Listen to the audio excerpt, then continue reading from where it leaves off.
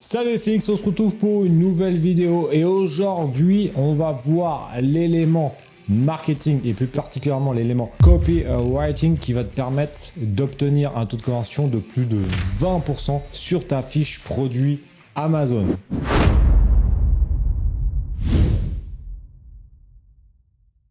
Ça te paraît peut-être énorme, mais il faut savoir que 20%, c'est à peu près la moyenne qu'ont les membres du programme Amazon Révolution 3.0. Que nous, dans la boutique d'exemple qu'on a dans le programme, on a régulièrement des taux à 30, 40, 45%, ce qui est complètement dingue. Moi, j'ai l'habitude que ça fait depuis 2009 que je vends sur Amazon, mais il faut pas oublier que sur un site e-commerce standard, un taux de 2-3% de conversion, c'est dire un excellent site. Nous, sur Amazon, avec une stratégie de marque, le private label que je te remets là-haut, parce que c'est ma stratégie spécifique, 10%, c'est vraiment le strict minimum que j'attends même d'un débutant qui n'a jamais vendu sur Amazon et qui vient de se former. Après, avec un peu d'expérience, on monte assez simplement à 15, 20, 25% de conversion, ce qui est complètement dingue, hein, puisque à 20%, ça veut dire que quand tu as 5 personnes qui visitent ta fiche produit, il y en a une qui achète. Donc ça, c'est complètement dingue, mais c'est pourtant pas du tout irréaliste. Comment on obtient des taux aussi important? Alors, il y a l'élément de copywriting que je vais t'expliquer dans cette vidéo. On va prendre un exemple et on va voir ce qu'ils font et on va voir une étude des cas en direct. Par contre, il faut aussi prendre en compte que Amazon, de manière générale, est un site où les gens consomment.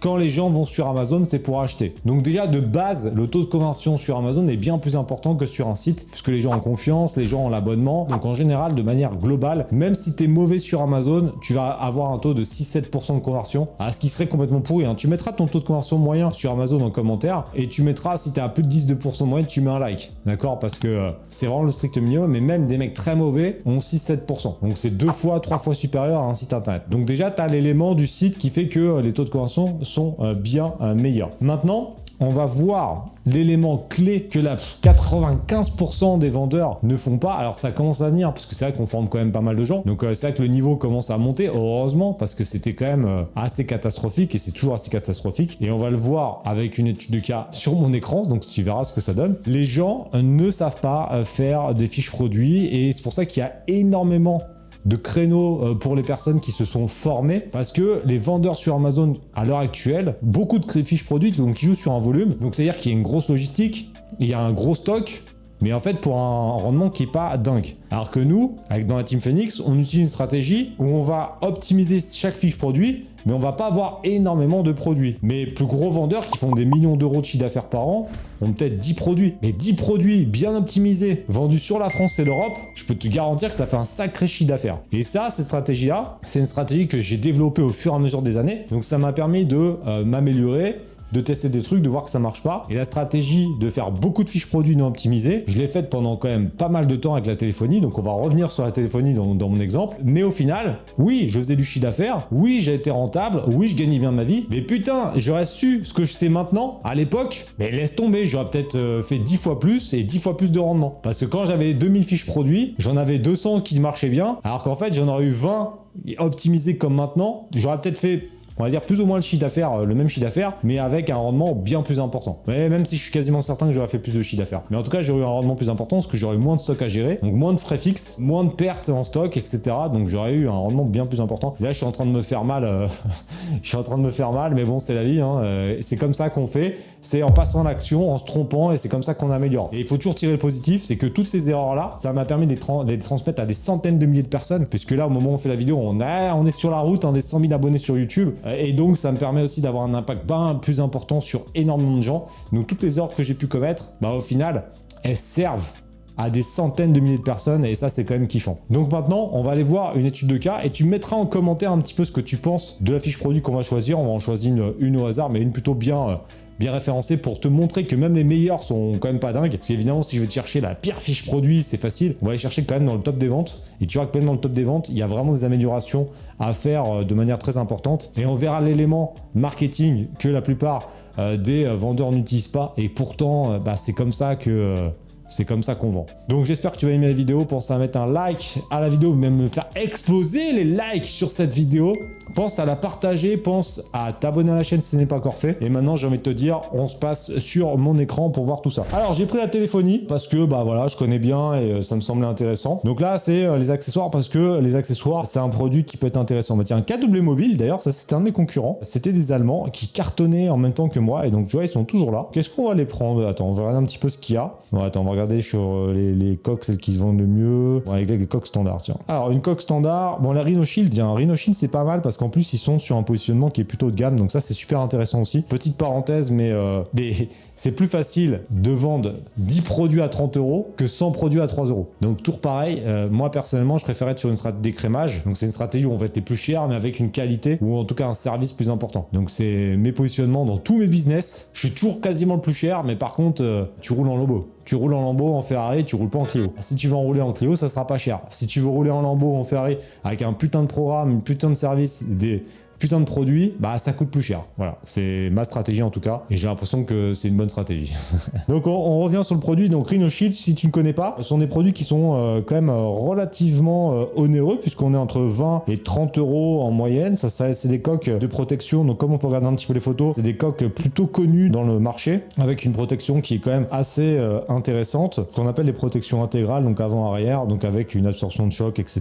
Bon, après tu me diras, tiens, dis-moi en commentaire si tu as déjà acheté du Rhino Shield. Je sais que c'est une marque qui est quand même assez connue, donc tu me diras en commentaire si tu connais ou si tu en as déjà acheté. Donc là, c'est pour l'iPhone. Ils ont plein de références. Donc là, on fait un petit tour rapidement avant de voir l'élément marketing que je voulais t'expliquer dans cette vidéo pour atteindre un taux de conversion à plus de 20%. Ils ont beaucoup de références. Donc tu vois, pour l'iPhone 12, ils ont un paquet de couleurs. Ça, pour moi, c'est pas forcément une très bonne idée. On va les voir tout de suite, tu vois. Je n'ai pas préparé, hein. On a vraiment choisi ça au hasard. Mais là, ils ont beaucoup de couleurs. On va voir si l'expérience que j'en ai, bah, on va voir tout de suite. Donc là, ils ont 15 couleurs. Pour moi, c'est une erreur. Je pense qu'ils vont tourner sur 3 couleurs qui doivent bien se vendre. Et comment on peut le voir ça? Tout simplement dans les commentaires. On va regarder rapidement. Alors là, pour l'instant, on n'est pas encore sur le sujet marketing, mais c'est intéressant de voir. Regarde, il y a du noir, il y a du bleu roi, du noir, du bleu roi, du graphite, du blanc, du noir, du rouge. Bon là, ils ont quand même quelques couleurs différentes. Regardez d'autres commentaires. Alors, ça ne veut pas dire forcément que ça va être ça, mais bon, ça donne comme une bonne indication. Donc, on a un peu de blanc, un peu de noir, un peu de noir, un peu de rouge, un peu de blanc, du lavande. Bon, majoritairement, t'as vu, hein,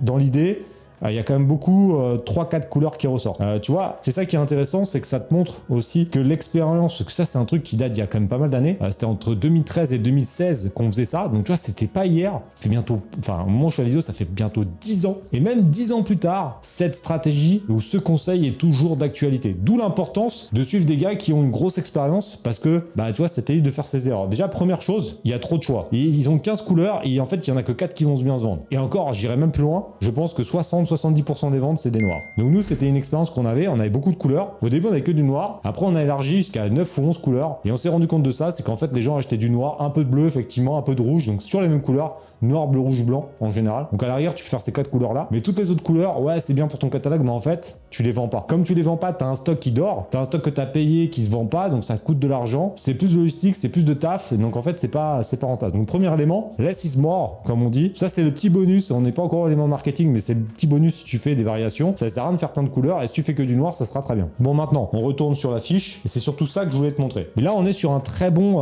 produit, donc on va voir un petit peu ce que ça donne. On va lire un peu la description, et on va voir ensemble si ça te fait kiffer ou pas. Plus d'inquiétude, grâce à une technologie anti-choc Rhino Shield, plus aucun risque de briser votre écran de téléphone. Mise à l'épreuve, au niveau des tests, capacité d'absorption de choc de 10%, etc. Bon, premier point, tu mettras en commentaire ce que tu penses déjà de cette première bullet point. C'était bien parti, mais honnêtement, il manque un truc. Il manque un truc qui est vraiment ultra important. C'est que là, bon, déjà, ils sont beaucoup dans la description, mais il manque un truc. Bon, on va continuer un petit peu pour voir si tu arrives à comprendre. Et dès que tu sais, sans tricher, tu me le mets en commentaire. Tu dis, ouais, c'est ça qui manque, d'accord? Parce que je te le dirai à la fin du 5e point. Mais dis-moi, dès que tu le sais, est-ce que tu le sais au premier point, au deuxième point, au troisième point? Ça me permet de voir ton niveau. Si tu le sais déjà avant le premier point, dès l'intro, c'est bien. Si tu le sais avant le troisième point, c'est très bien aussi. D'accord? Donc tu le mettras en commentaire, ça me permettra de jauger un petit peu ton niveau. Deuxièmement, 10 couleurs de cadre et boutons interchangeables, personnalisez les couleurs selon vos envies. Bon, ok.